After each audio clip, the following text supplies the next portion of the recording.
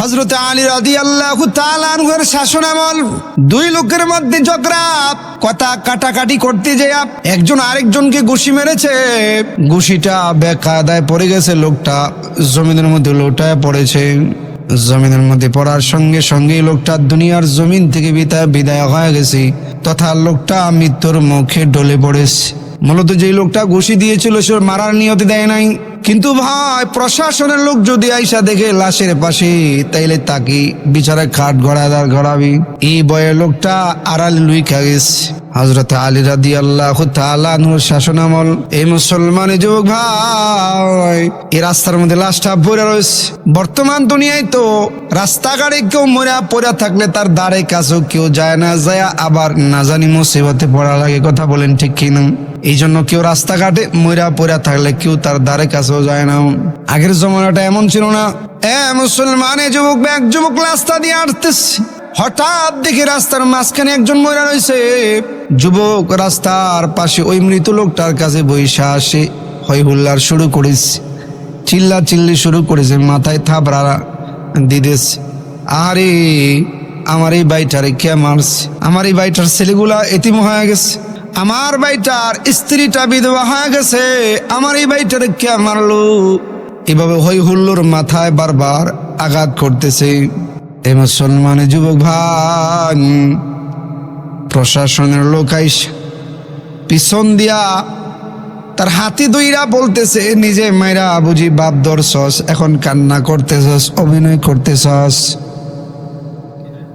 ছেলেটা ডাক দিয়া বলে, না না না আমি মারি নাই। তাহলে কেন কান্না করতেছ? তো আমার ভাইয়ের জন্য দরদ, ভাইয়ের জন্য মায়া, এই জন্য কান্না করতেছি। কেন জানি আমার এই ভাইটারে মেরে ফেলেছে।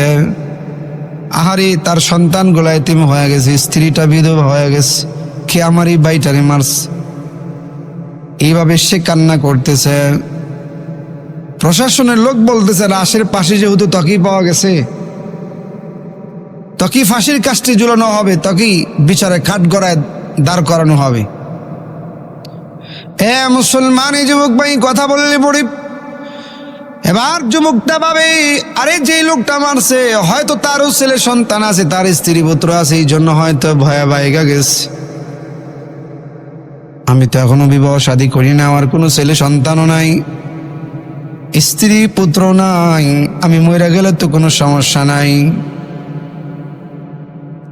হাসর ময়দানে আল্লাহর রাসূলের সামনে এই কথাটা তো বলতে পারবো, গো আল্লাহর রাসূল আপনার এক উম্মতের জন্য আমার জানটা দিয়া দিছি, এবার আপনার শাফায়াতটা আমারে দেন, সুবহানাল্লাহ। এই কথাটা তো বলতে পারবো। এই চিন্তা করি এবার প্রশাসনের লোকগুলোর ডাক দিয়া বলে, হ্যাঁ আমি মারছি, আমারে নিয়ে যান।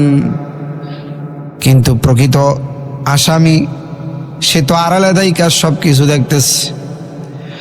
এবার সে মনে মনে চিন্তা করতেছে, আরে মারলাম একজন, হাসর ময়দানে মামলা হবে দুইজনের, এই মুসিবত তো কাঁধে লওয়া যায় না। মারলাম একজন, হাসর ময়দানে মামলা হবে দুইজনের, এই মুসিবত তো কাঁধে লওয়া যায় না। এই চিন্তা করে সে আড়াল থেকে দৌড়ে আসা প্রশাসনের লোকগুলোর ডাক দিয়া বলে, হ্যাঁ আমার বাইরে আপনারা ছাড়েন, আমার ভাই মারে না আমি মারছি, আমার ভাই মারে না আমি মারছি।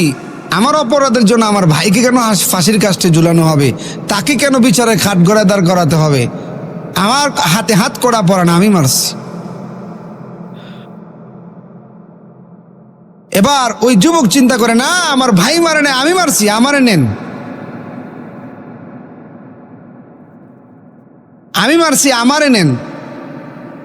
কারণ আল্লাহ রাসূল বলেছেন, আসিদকু ইউনজি ওয়াল কিযবু ইউহলিক, সত্যে মুক্তি দেয়, মিথ্যায় ধ্বংস বয়ে আনি। আমার ভাই সত্য কথা বলেছে, তারে ফাঁসির কাস্টে ঝুলানো যাবে না, আমার হাতে হাত করা পড়ান, আমি মারছি। প্রশাসন গেছে মুসিবতে পড়া, মরলো একজন আর মরতে চায় দুইজন, এই ভেজাল কিভাবে ভাঙ্গি? এবার দুইটারে দৌড়েই হযরত আলী রাদিয়াল্লাহু তাআলা আনহুর দরবারে খলিফাতুল মুসলিম হযরত আলী এক উল্টাপাল্টা বিচার নিয়ে আসছি। মরছে একজন, মরতে চায় দুইজন, একজনে মাইরা মরতে চায়, আরেকজনে বাইকে বাঁচানোর জন্য মরতে চায়। সুবহানাল্লাহ। হযরত আলী রাদিয়াল্লাহু তাআলা আনহু বলতেছে, এত কিছু শুনে লাভ নাই, আমি দুইটা প্রশ্ন করব, এই দুই প্রশ্নের ভিত্তিতেই তাদের ফায়সালা নির্ধারণ হবে। এই তুমি মারছ? না আমি মারি নাই। মরতে চাও কেন? আমার ভাইকে বাঁচানোর জন্য। কারণ সত্যবাদীর সাজা হতে পারে না, আমার ভাইটা সত্যবাদী। এবার ওই লোকটারে জিজ্ঞাসা করে, এই তুমি মারছো? হ্যাঁ আমি মারছি। তুমি যেহেতু মারছো তোমাকেই ফাঁসির কাস্টে ঝুলানো হবে। ফায়সালা শেষ। এই দৃশ্য দাঁড়ায়া দাঁড়ায়া হযরত আলী রাদিয়াল্লাহু তাআলা আনহুর এই বিচার কার্যক্রম দাঁড়ায়া দাঁড়ায়া হযরত হোসেন রাদিয়াল্লাহু তাআলা আনহু দরজার পাশ দিয়ে দেখতেছেন। বিচার কার্য শেষ হওয়ার পর হযরত হোসেন রাদিয়াল্লাহু তাআলা আনহু আলী রাদিয়াল্লাহু তাআলা আনহুকে ডাক দিয়ে বলে, বাবা আপনি কি এটা বিচারক? আপনি তো আমার নানার ইজ্জত জাহাজ সব শেষ করবেন।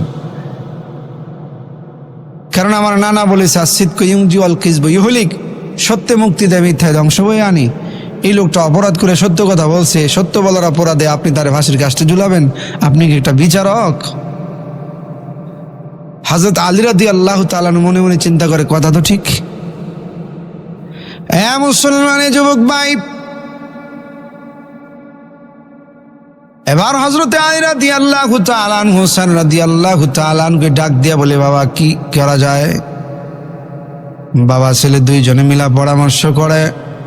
হোসেন রাদিয়াল্লাহু তাআলা আনহু ডাক দিয়া বলে, বাবা অভিভাবক যদি মাফ করে দেয় তাইলে তো কেসাস নেওয়া লাগে না। আসুন না আমরা বাবা ছেলে দুইজনে মিলে একটা সত্যবাদীর পক্ষ লইয়া মৃত ব্যক্তির অভিভাবকের কাছে যায় যদি সুপারিশ করি, নবীর রক্তের প্রতি মায়া দেখায় হয়তো এই সত্যবাদী লোকটারে মাফ করে দিতে পারি। সুবহানাল্লাহ। মুসলমান যুবক ভাই, বাবা ছেলে দুইজনে মিলা সকালবেলা কিছু স্বর্ণ মুদ্রা লইয়া মৃত ব্যক্তির বাড়িতে যায়। বাড়িতে যায় দেখে তার ছেলে সন্তানগুলা রয়েছে। এবার হযরত আলী রাদিয়াল্লাহু তাআলা সন্তানগুলোর হাতে স্বর্ণ মুদ্রাগুলো দিয়া ডাক দিয়া বলতেছি, বাবা তোমরা তো তোমাদের বাবারে হারাইছো, বাবারে তো আর কোনোদিন ফিরা পাইবা না। তোমরা তোমার বাবাকে আর কোনোদিন ফিরা পাইবা না। এই যে এই লোকটা সে অপরাধ করে সত্য কথা স্বীকার করেছে, তোমরা যদি এই লোকটারে মাফ করে দাও তাইলে তার সন্তানগুলা এতিম হওয়া থেকে বাইচা যাবে, তার স্ত্রীটা বিধবা হওয়া থেকে বাইচা যাবে। তোমরা কি এই লোকটাকে তার ছেলে সন্তান স্ত্রী পুত্রের কাছে যাইতে দিবা? তোমরা তো তোমাদের বাবাকে আর ফিরা পাইবা না। কারণ আল্লাহ রাসূল বলেছেন, আসিদকু ইউনজি ওয়াল কিযবু ইউহলিক, সত্যে মুক্তি দেয়। তোমরা যদি মাফ করে দাও তাইলে এই লোকটা তার স্ত্রী পুত্র ছেলে সন্তানগুলার কাছে যাইতে পারবে। এই মুসলমানি যুবক এইভাবে বললে পরে আবার সন্তানগুলা ডাক দিয়া বলে, আরে যে লোকটা অপরাধ করে সত্য কথা বলে, এই লোকটা কোনোদিন ইচ্ছা করে মানুষ মারতে পারে না। আমরা আমাদের বাবাকে হারাইছি, আজকে থেকে আমরা এই সত্যবাদী চাচাটাকে হারাইতে চাই না। আজকে থেকে আমরা এই সত্যবাদী লোকটারে আমরা সবাই চাচা বইলা ডাকবো। জোরে বলেন সুবহানাল্লাহ। এটাই হলো মুসলমানের সততা। আগের জমানায় যাররা পরিমাণ মিথ্যা সমাজে ছিল না, আর আজকে আমাদের সমাজটা মিথ্যায় জর্জরিত হয়ে গেছে। মিথ্যা কথা না বললে যেন মুসলমানের কাজই জমে না। মুসলমানের যুবক ভাই, সাহাবায়ে কেরামের যুগে যেতে হবে না। শায়েখ জাকারিয়া রাহমাতুল্লাহি আলাইহির বাবা ইয়াহইয়া কান্দুলি রাহমাতুল্লাহি আলাইহির জামানার ঘটনা। হিন্দু মুসলমান একটা জায়গা নিয়ে দ্বন্দ্ব। হিন্দুরা বলতেছে জায়গা মন্দিরের, আর মুসলমান বলতেছে জায়গা মসজিদের। হিন্দুরা একটু ভদ্র ছিল, তারা বলতেছে আরে আমাদের মধ্যে ঝগড়া করে লাভ নাই, আসো আমরা উভয় আদালতে যাই মামলা দায়ের করি। বিচারক যে রায় দিবে রায় মানতে আমরা সবাই বাধ্য। হিন্দু মুসলমান উভয় আদালতে যায় বিচারকের কাছে মামলা দায়ের করলে এবার কাজী ডাক দিয়া বলে এই জমির তদন্ত করা লাগবে, তদন্ত না হওয়া পর্যন্ত এই জমির কোনো ফয়সালা দেওয়া সম্ভব হবে না। হিন্দুরা ডাক দিয়া বলতেছে কিসের তদন্ত, আপনি যেই রায় দিবেন এই রায় মানতে আমরা বাধ্য।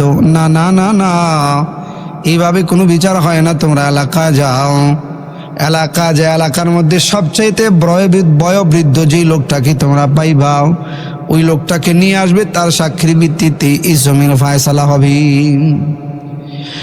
হে মুসলমান যুবক ভাই, হিন্দু মুসলমান এলাকা যা দেখে এলাকার মধ্যে সবচাইতে বয়োবৃদ্ধ লোক হলো শেখ জাকারিয়া রহমাতুল্লাহি আলাইহির বাবা ইয়াহিয়া কান্দুলবি রহমাতুল্লাহি আলাইহি। সমস্ত হিন্দুরা বেজার হয়ে গেছে, আরে আমরাও গেছি, আমাদের জমিও গেছে, মুসলমানরা খুশি হয়ে গেছে, কারণ সাক্ষী মুসলমান পাইছে।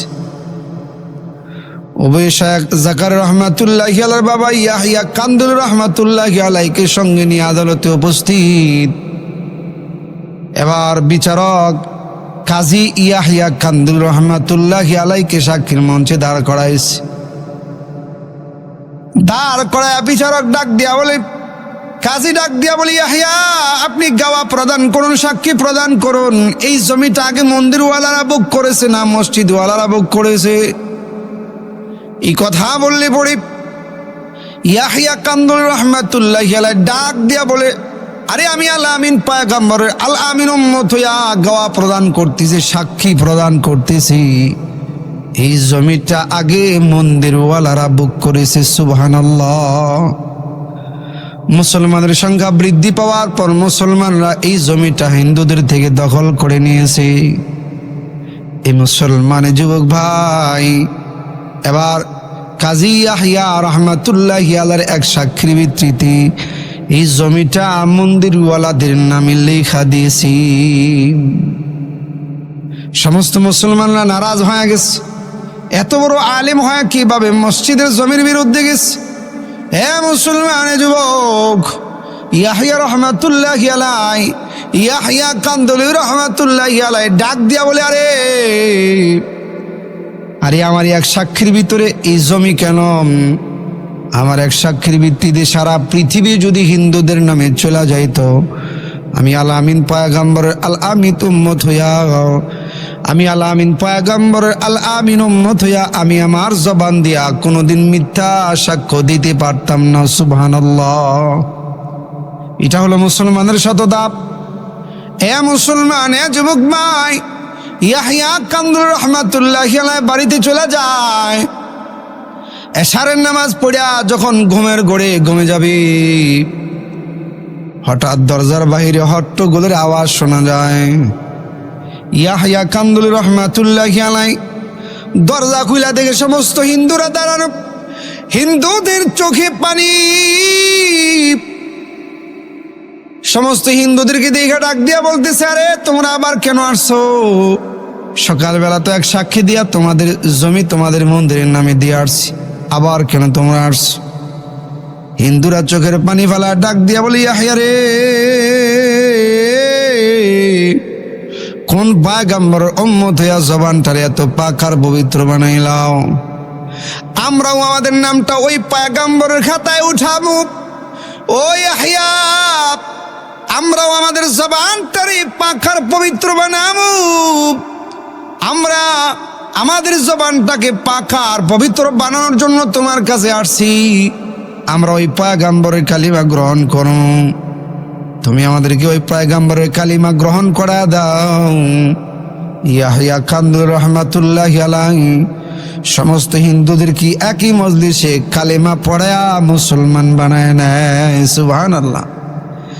এ মুসলমান, এ যুবক ভাই, সমস্ত হিন্দুরা ডাক দিয়া বলি, ইয়াহিয়া গো, ও ইয়াহিয়া, যে পবিত্র জবানের সাক্ষী দিয়া এই জমিটা মন্দিরের নামে লেখা দিয়ে আসছিলেন, ও ইয়াহিয়া, ওই পবিত্র জবানের সাক্ষী জমির মধ্যে আর কোনোদিন নাপাক কাজ হইতে দিব না, আর কোনোদিন মূর্তি পূজা হইতে দিব না। আগামীকালকে আমরা এই মন্দির ভাঙ্গা মসজিদ নির্মাণ করব, আপনাকে মসজিদের ইমাম বানায়া আমরা নতুন মুসল্লিরা আগামীকাল থেকে আপনার পিছনে আল্লাহর দরবারে সেজদা দিব। সুবহানাল্লাহ। এই জন্য মুসলমান যুবক ভাই বলতেছিলাম, এটা হলো মুসলমানের সততা, এটা হলো মুসলমানের সততা। মুসলমান কোনো অবস্থাতে মিথ্যায় আশ্রয় নিতে পারে না, মুসলমান কোনো অবস্থায় মিথ্যা সাক্ষ্য দিতে পারে না। হযরত ওমর ফারুক রাদিয়াল্লাহু তাআলা আনহু একবার কোথাও সফরে বের হয়েছে। দিন শেষে হযরত ওমর ফারুক রাদিয়াল্লাহু তাআলা আনহুর সঙ্গে যত আসবাবপত্র ছিল, সমস্ত আসবাবপত্রগুলো একটা সময় শেষ হয়ে গেছে। হযরত ওমর ফারুক রাদিয়াল্লাহু তাআলা আনহুর পানির তৃষ্ণা লাগলে পড়ে হযরত ওমর ফারুক রাদিয়াল্লাহু তাআলা আনহু চতুর্দিকে পানি বিছরাইতেছে, কিন্তু কোথাও কোনো পানি নাই। মরুভূমির মাঝখান, কোনো জনবসতি নাই। পাহাড়ের চিপায় চিপায় পানি তালাশ করতেছে, কিন্তু কোথাও কোনো পানি নাই। এ মুসলমান, এ যুবক, হঠাৎ করে পাহাড়ের চিপায় তার দৃষ্টিতে পড়ল যে একটা রাখাল সে কতগুলো বকরি চড়াইতেছে। হযরত ওমর ফারুক রাদিয়াল্লাহু তাআলা আনহু এক পা দুপা করে সামনে এগিয়ে যায়। রাখালের কাছে যে রাখালকে ডাক দিয়া বলে, রাখাল, আরে সারাদিন সফর করে ক্লান্ত, আমি বড় তৃষ্ণার্ত, তুমি তোমার একটা বকরি একটু দুধ দিয়ে আমার তৃষ্ণা নিবারণ করো। এইভাবে বললে পরে রাখাল ডাক দিয়া বলে, ওগো আল্লাহর বান্দা, আমি যদি আপনাকে আপনার তৃষ্ণা নিবারণ করাইতে পারতাম তাইলে আমার কাছে বড় ভালো লাগতো, আমি বড় খুশি হইতাম। কিন্তু আল্লাহর বান্দা শোনেন, এই যে বকরিগুলো দেখতেছেন, এই বকরিগুলোর মালিক কিন্তু আমি না। এই বকরিগুলোর মালিক হলো আমার মনিব। আমার মনিবের অনুমতি ব্যতিরেকে কাউকে দুধ পান করাইতে বড় নিষেধ তিনি আমাকে করেছে। আল্লাহর বান্দা গো, যদি আমি আপনাকে দুধ পান করাইতে পারতাম, আপনার তৃষ্ণা নিবারণ করাইতে পারতাম, তাইলে আমার কাছে বড় ভালো লাগতো, আমি বড় খুশি হইতাম। কিন্তু ইচ্ছা থাকা সত্ত্বেও আমার না হওয়ার কারণে আমি আপনাকে দিতে পারতেছি না। হ্যাঁ মুসলমান যুবক ভাই, ওমর ফারুক রাদিয়াল্লাহু তাআলা আনহু খলিফাতুল মুসলিমিন ছিলেন। মাঝে মধ্যে মানুষের ইমানি হালত পরীক্ষা করতেন।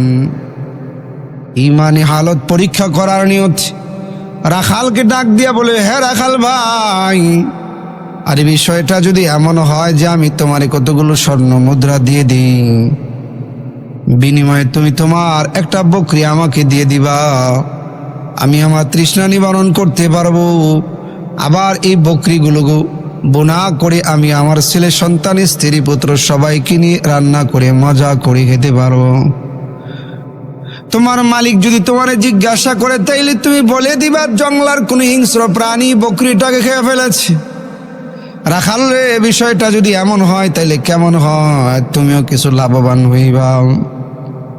এই মুসলমানি যুবক ভাই এইভাবে বললে পড়ে এবার রাখাল ডাক দিয়া বলে, ওগো আল্লাহর বান্দা, আপনি বলতেছেন আপনি আমাকে কিছু বিনিময় দিবেন, আমি আপনাকে একটা বকরি দিয়া দিব। মালিক জিজ্ঞাসা করলে বলবো যে জঙ্গলার হিংস্র প্রাণী খেয়ে ফেলেছি। আমি যদি এই কাজটা করি, ওগো আল্লাহর বান্দা, আমি যদি এই অপরাধটা করি, আমার মালিক জানুক আর না জানুক, মানুষ দেখুক আর না দেখুক, এই সুযোগে যদি আমি এই অপরাধটা করি, তাইলে আমার আল্লাহ তো আমার এই বিষয়টা তাকায়া তাকায়া দেখবি। আপনি বলেন হাসরের ময়দানে যদি আল্লাহ রাব্বুল আলামিন আমাকে পাকড়াও করে, তাইলে এই অপরাধের জবাব আমার কাছে কি আছে? এই জন্য মুসলমান যুবক ভাই বলতেছিলাম, এর নাম হলো তাকওয়া। এই তাকওয়া যদি ভিতরে থাকে, আল্লাহর ভয় যদি ভিতরে থাকে, তাইলে গুনাহ থেকে বাঁচা সম্ভব হবে। আর গুনাহ থেকে যদি আমি আপনি বাঁচতে পারি, তাইলে আমার আপনার ভিতরে তাকওয়া, আমার আপনার বিষয়ে তাকওয়া তৈরি হবে, আল্লাহর ভয় বেশি তৈরি হবে। আর যার ভিতরে আল্লাহর ভয় থাকবে আল্লাহ রাব্বুল আলামিন তাকে মুক্তি দিয়া দিবে। কারণ আল্লাহর রাসূল বলেন ফাত্তাকুল্লাহি ফিস সিররি ওয়াল আলানিয়া, যারা প্রকাশ্যে এবং অপ্রকাশ্যে আল্লাহকে ভয় করবে মৌজিয়াত, তাইলে আল্লাহ রাব্বুল আলামিন তাকে মুক্তি দিয়া দিবে। সুবহানাল্লাহ। এই জন্য আল্লাহর রাসূল হযরত আবু হুরায়রাকে 1 নাম্বার নসিহত করতেছে, ওগো আবু হুরায়রা, আমার 1 নাম্বার ওয়াজ হলো যে তুমি সর্ব অবস্থা আল্লাহকে ভয় করবা। যদি আল্লাহকে ভয় করতে পারো তাইলে আল্লাহ তাআলা তোমাকে মুক্তি দিয়ে দিবে। সুবহানাল্লাহ। মুসলমান এই যুগ বা এই জন্য আল্লাহর ভয় লাগবে। আল্লাহর ভয় ছাড়া কখনো গুনাহ থেকে বাঁচা যায় না, আল্লাহর ভয় ছাড়া কখনো অপকর্ম থেকে বাঁচা যায় না। যদি আল্লাহর ভয় ভিতরে থাকে তাইলে সুদ খাওয়া থেকে বাঁচা যায়। যদি আল্লাহর ভয় থাকে তাইলে জুলুম নির্যাতন করা থেকে বাঁচা যায়। যদি আল্লাহর ভয় থাকে জিনা ব্যভিচার থেকে বাঁচা যায়, মিথ্যা কথা বলা থেকে বাঁচা যায়। আল্লাহর ভয় থাকলে কেউ নামাজ ছাড়ে না, আল্লাহর ভয় থাকলে কেউ রোজা ছাড়ে না, আল্লাহর ভয় থাকলে কেউ মানুষের ওপর আঘাত করে না, মিথ্যা কথা বলে না, চুগলখুরি করে না, শেখায়ত করে না। এই জন্য প্রত্যেকটা মানুষের ভিতরে আল্লাহর ভয় লাগবে। হে মুসলমান যুবক ভাই, আল্লাহর ভয় যদি থাকে তাইলে গুনাহ থেকে বাঁচা সম্ভব হবে। আরেকটা ওয়াকিয়া লেখা হয়, হযরত ওমর ফারুক রাদিয়াল্লাহু তাআলা আনহু মাঝে মধ্যে মানুষের অবস্থা পর্যবেক্ষণের জন্য রাতের বেলা বের হয়ে যেত। বর্তমান দুনিয়ার জমিনে এমন কোনো শাসক নাই যে জনগণের অবস্থা পর্যবেক্ষণের জন্য নিজে নিজে বের হয়ে যায়, কিন্তু খলিফাতুল মুসলিমিন হযরত ওমর ফারুক আল্লাহর ভয়টা এত বেশি ছিল যে, কারণ তার উপর দায়িত্ব ছিল, এই জন্য না জানি আল্লাহর দরবারে ধরা পড়ে যাওয়া লাগে। এই জবাবদিহিতা থেকে বাঁচার জন্য দায়িত্ব কাঁধে আসার পর মাঝে মধ্যে জনগণের খোঁজ খবর নেওয়ার জন্য হযরত ওমর ফারুক রাদিয়াল্লাহু তাআলা রাতের বেলা বের হয়ে যেত।